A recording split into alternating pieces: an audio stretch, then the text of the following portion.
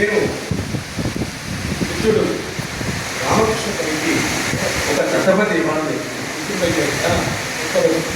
అయితే ప్రభువును పండించాలి. నేను పలికే ఈ పదాల్లో కొంత అశ్లీలం ధ్వనించవచ్చు. జానపదాల్లో జనపదం మాట్లాడుకునే భాషలో నేను ఈ పదాలను ఇస్తాను. అవతరించాను. వానమ్మ, వానమ్మ, వానక్క, వానమ్మ, సవతి, సవతి. ఈ 4 పదాలను ఉపయోగిస్తూ సాక్షాత్తు ఆ మహాలక్ష్మి అందరినీ ఆశీర్వదిస్తున్నట్టుగా ఆశ పెద్దదే. ఈర్ష్యాపురంలో భాష ఇదంతా ఇక్కడికి తెచ్చి వెలయిస్తున్నాడు. ఒకటి మంచి పని జరిగింది. ప్రభు మిత్రుడని తీసుకొచ్చాను, మధ్యలో శత్రువుగా ప్రవర్తించే పని మిత్రుడు అయిపోయాడు బంధువు. కానీ పదాలు ఇవి మన పల్లె ప్రాంతాలలో ప్రజలు వాడుకునేటువంటి జాను పదాలు, జాను తెలుగు పదాలు. అటువంటి పదాలు వీటి వినడానికి అశ్లీలంగా ఉంటుంది కానీ ప్రభు చక్కనైనటువంటి పదాలు ఏమన్నారు?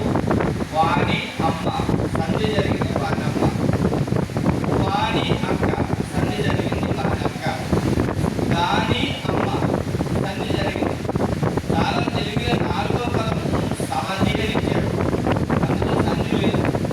ఇక సవతి వచ్చే సంధి ఎక్కడ ఉంటుంది? అందరి ఆలోచన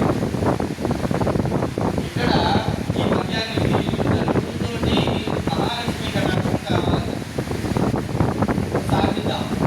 సరస్వతి కటాక్షం ఉంది కాబట్టి లక్ష్మీ కటాక్షం రాకుండా ఆలినొల్లని ఎట్టి వానమ్మ మగని విక్రమ వానమ్మ కనపడింది.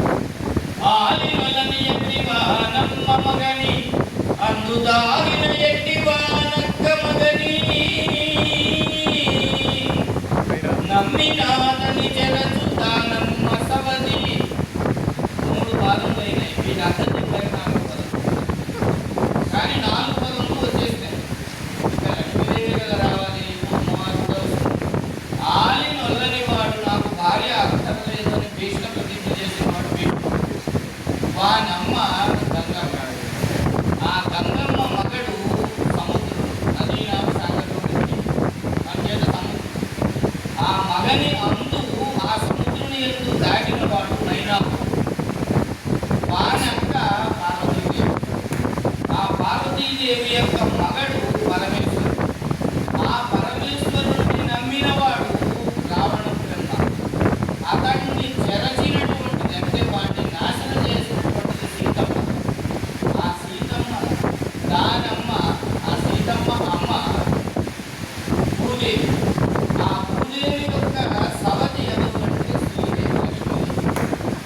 ఆలినొల్లని ఎట్టి వానమ్మ మగని అందుదాగిన ఎట్టి వానక్క మగని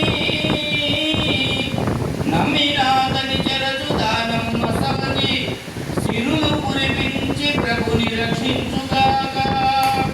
సిరులు కురిపించి మిమ్ము